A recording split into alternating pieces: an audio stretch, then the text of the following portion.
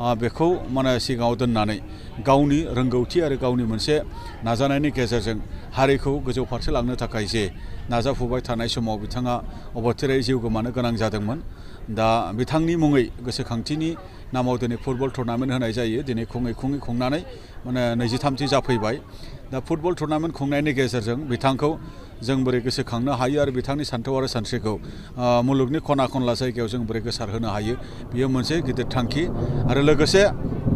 बे गेलेनायनि गेजेरजों दिनै जोंनि गेजेराव खौसेथि आरो थामोनथा आरो गोजोन बेबायदि मोनसे थासारिखौ लाबोनांगौनि थाखाय दिनै मोनसे माने थांखि लानानै बे हाबाफारिफोरखौ खुंदों बिथांमोना। बेनि थाखाय आं बिथांमोननिसिम रोजा रोजा साबायखर बावदों। जोहोलाव बालिराम बर' बिथांनि सान्थौ आरो सानस्रिखौ मुलुगाव गोसारहोनायजों लोगोसे आरो बिथांनि सान्थौ आरो सानस्रिखौ गोथाङै जुदि दोननांगौब्ला बिथांबायदि जोंनि ओनसोल आरो जोंनि हारिनिफ्राय माने जोहोलावखौ मानिनानै जोहोलाव बायदि खामानि मावनो थाखाय जोङो जुदि ओंखारबोयोब्ला आरोबाव गोदान जोलै बेबायदि जुदि ओंखारबोयोब्ला थारैनो बिथांनि सान्थौ आरो सानस्रिया इयुनावबो थांनानै थागोन। जोंहा बेखौ मोनसे फोथायनाय दङ। बेनि थाखाय दिनैनि बे हाबाफारियाव बाहागो लानो मोननानै आं जोबोद गोजोनग्लायनाय मोन्दों। क'क्राझारनि जिखिनि मोनसे जाथाय, मैया फुंबिलिनि जिखिनि समनि जे एनकाउन्टार जे जाथाय, बे जाथायखौ खोनानानै जों दुलाराय बर' फरायसा आफादा जोङो जोबोरै दुखु मोनदों आरो गोख्रों रावजों जोङो सोंखारिदों। दा बेवहाय जोङो माने फरेस्ट माने ओनसोल बा हाग्रा ओनसोल बा वाइल्ड लाइफ ओनसोलखौ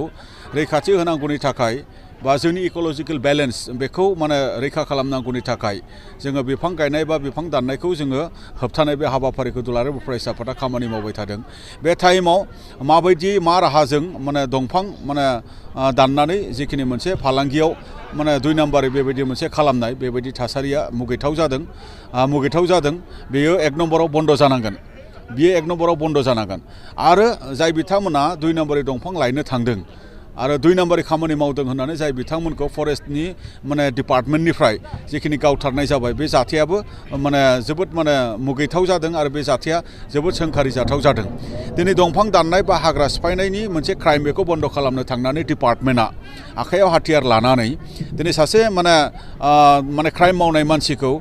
बन्द खालामनो थांनाया, दिनै बे आयेन मानसिखौ दिनै बन्द खालामनो थांनाया दिनै आरोबाव डिपार्टमेन्टनि मानसियानो आयेनखौ आखायाव लानानै बिथांमोना सासे मानसिनि जिउ फोजोबनाय आरो जिर' मोनसे डिस्टेन्सनिफ्राय जेनाखि गुलि गावनाय थासारिया माने जोंखौ माने खुद्रिखांहोदों। बेनि थाखाय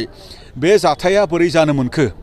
बे जाथाया माने जानो मोननायनि गुदियाव मा दंमारो? थारैनो जाय माने फरेस्ट डिपार्टमेन्टनि माने गार्डआ बा फरेस्ट डिपार्टमेन्टनि जेखिनि स्टाफसा माने गावदों, बै बिथांमोनखौ जेरैखि जाया माने सुंद' समनि गेजेराव माने बिथांखौ माने हमनांगौ आरो गोख्रों मोनसे राहानि गेजेरजों साजा होनांगौ। बे बाथ्राखौ जोङो दुलाराय बर' फरायसा आफादनिफ्राय जोङो बुंदों। आरो दुलाराय बर' फरायसा आफादा बे जाथायनि सायाव CID मोनसे माने इनकुवारि नांगौ होननानै दुलाराय बर' फरायसा आफादा इतिमध्य जोङो दाबि दैखांबाय। बेनि थाखायनो बियो माब्लाबाबो माने लासै दाजाथों। जुदि लासै जायोब्ला जोङो बेनिफ्राय आरो गोख्रोंसिन बाथ्राबो जोङो बुंनो गोनां जागोन बा जोङो आन्दलनबो खालामनो गोनां जागोन। दा जोंनि गुबै जेनाखि जोंनि थांखिया जाहैबाय जे फरेस्टआबो प्रटेक्सन जानांगोन, प्रिजार्भ जानांगोन आरो मा होनदों आरो बेखौ माने होबथानो थांनायाव जिखिनि माने डिपार्टमेन्टनि जिखिनि खामानि, बेबो आयेनखौ सिफायनानै जेन जाया, बे बाथ्राखौ जोङो दुलाराय बर' फरायसा आफादा जों जेब्लायबो लुबैयो। खायसे सुबुंफ्रा समाजारि बिजोङाव बिटिआर एकर्डनि जिथु गोजोन गोरोबथा जाखांनायनि उनाव बेफोरबायदि जाथाय मानो जानो मोननांगौ होननानै बिटिआर गोरोबथा जाखांनायनि उनाव बा गोजोन गोरोबथा जाखांनायनि उनाव माने बेफोरबायदि जाथाया जानायनि थाखाय बिटिआर गोरोबथाया जे बेवहाय माने दाय दङ, दाय जानो हाथावो, बियो माब्लाबाबो जानो हाया। बियो माब्लाबाबो जानो हाया। गाज्रि मानसिया गाज्रि खामानि मावगोन माब्लाबा। आरो गाज्रि मानसिखौ दबथायनो थाखायनो दिनै मा होनदों भारतआव मा होनदों इन्डियान कनस्टिटिउसन दङ बा दिनै पेनेल कर्ड दङ, दिनै माने माखासे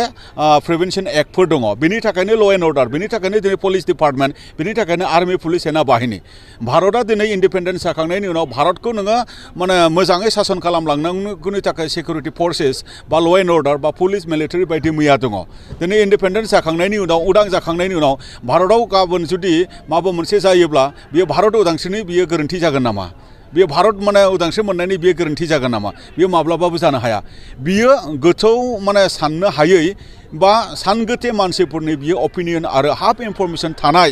दिनै इउटिउबाव सोर गेलेयो? इउटिउबाव हाफ इनफरमेसन थानाय मानसिफ्रा बाथ्रा बुङो। प्रेक्टिकेल जायफोर खामानि मावो बिथांमोना इउटिउबाव माब्लाबाबो बुङा, फेसबुकआव माब्लाबाबो बुङा बिथांमोना। माने माब्लाबाबो बुङा जायफोर माने आयदानि सोमोन्दै जेबो मिथिया जायफोर एकर्डनि सोमोन्दै जेबो मिथिया जायफोर माने बर' हारिनि माने मा होनदों रेभलिउसननि सोमोन्दै जेबो मिथिया मुभमेन्टनि सोमोन्दै जेबो मिथिया माहारियारि आफादफोरनि सोमोन्दै जेबो मिथिया बा बै जाथायनि सोमोन्दै जेबो मिथिया बेफोरबायदि मानसिफोरा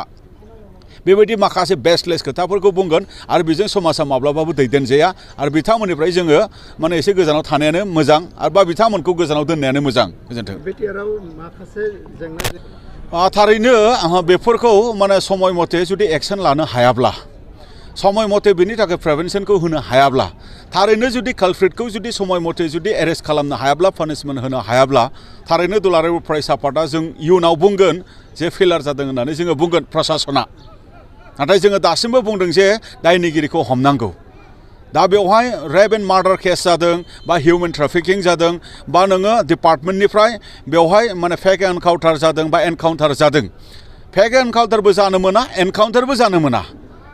दायनिगिरि मानसिखौ हमनांगौ हमनानै बिथांमोनखौ जेलाव दोननांगौ बा बिजिरसालिनि गेजेरजों बिथांमोनखौ बिजिरनांगौ आरो माबायदि आयेन मथे साजा होनांगौ बियो दिनै जोंनि आयेना बुंदों भारतनि आयेना बुंदों दा बे बाथ्राखौ जोङो डेम'क्रेटिक मोनसे अर्गेनाइजेसन हिसाबै इन्डियान कनस्टिटिउसनखौ मान होयो हिसाबै इन्डियान डेम'क्रेसिखौ जों मान होयो हिसाबै जोङो बेखिनिखौ जोङो हास्थायो जों माब्लाबा हिउमेन राइट्स भायलेसन जों माब्लाबाबो लुबैया जोङो हिन्जावसा बा आइजोफोरनि सायाव एट्रसिटिसखौ जों माब्लाबाबो जोङो गनायनो हानाय नङा बा सोरबा गोग्लैसोनाय न'खर बा गोग्लैसोनाय हारिनि सायाव एट्रसिटिस बा डिसक्रिमिनेसनखौ जोङो बेखौ माब्लाबाबो माने जों गनायनाय नङा थारैनो बे बाथ्राफोरखौ जोङो जेरैनो जोङो सासे मानसिया थांनानै थानो मोननांगौ बेबायदि थांनानै थानो लुबैनायखौ जोङो जेब्लायबो हास्थायो गोजोन्थों हरिसिंगा दख'रा दुलाराय बर' फरायसा आफाद आरो हरिसिंगा रिजनेल स्पर्ट एस'सियेसननि बानजायनायाव जोहोलाव बालिराम बर'नि मुङाव जि जोलुर बादायलायनाय अल इन्डिया लेभेलनि बेयो फैयै फैयै दिनै 23 बोसोर जाफैबाय आरो बियो 23 बोसोराव आगान होनानै दिनै जोङो अपेनिं सेरेमनि एबा जागायनाय हाबाफारिखौ जोङो दिनै खालामदों आरो बेयाव जोबोरैनो होंगो दोंगो मोनसे परिबेस जादों जोंहा जोबोर मोजां मोनसे थासारि जादों आरो दिनैनिफ्राय जागायनानै 29 खालारसिम जोङो फाइनेल जाहैगोन आरो बे गेलेनाय बादायलायनायाव भारतनि जिहेतु खेलाया भारत नाङै मोनसे जोलुर बादायलायनाय आरो बे जोलुर बादायलायनायाव भारतनि गुबुन गुबुन जायगानिफ्राय गुबुन गुबुन रायजोनिफ्राय बेयाव बाहागो लाफैगोन बादायलायफैगोन फारियै जोंहा अरुणाचलनिफ्राय NSC होननाय मोनसे टीम फैगोन मेघालयनिफ्राय फैगोन आरो मणिपुरनिफ्राय इम्फल इउनाइटेड होननाय मोनसे टीम फैगोन आरो बेनि अनगायैबो क'क्राझार चिरां बाक्सा उदालगुरि आरो कार्बि आंलं बिनिफ्राय गुबुन गुबुन जोबोद गोख्रों भारतनि मुंदांखा हान्जाफोरा बेयाव बाहागो लाफैगोन आरो बेबायदि फुटबल नायगिरि बिथांमोननि थाखाय मोनसे गोजोनथाव खौरां आरो बेयाव खोब जोहोलाव बालिराम बर'नि मुङाव जि गेलेनाय बादायलायनाय होयो बेयाव थारैनो जोबोर मोजां मोनसे थासारि जायो आरो जोङो बेखौनो बुंनांगोन बेयाव माखासे थांखि दङ बे गेलेनायखौ होनायनि जे जोङो गिबियावनो जोंनि हारिनि मुंख्लं एबा जाय बिर जोहोलाव बिनि मुंखौ जोङो फोथांना लाखिनो रोंनांगोन बिनि बिनिमयखौ होनो रोंनांगोन अब्लासो जोंनि हारियाव जोङो खौसेथिया फैगोन आरो जोंनि गेजेराव मुंख्लं बेबायदि जोनोम जाबावगोन गिबियाव थांखिया बेनो जोहोलाव बिर जोहोलाव बालिराम बर'नि मुंखौ बुहुमाव फोथांना लाखिनाय आरो जोंनि ओनसोलाव बेबायदिनो गेलेनाय गोबां मोजां गेलेगिरि जोङो दिहुननो लुबैदों बर' हारिनि गेजेराव बर' हारिखौ गेलेनायनि गेजेरजों मुंदांखा खालामनो लुबैदों हारसा बर' असमिया बाङालि गासैबो बे बानजाय आफादाव जोंजों बाहागो लायो आरो गेलेनायनि गेजेरजों जोंनि गेजेराव गासैबो जोंनि बिदा फंबाय बायदि मोनसे खौसेथिया जोंनि गेजेराव फैयो दा बेफोर नोजोरखौ लाखिनानैनो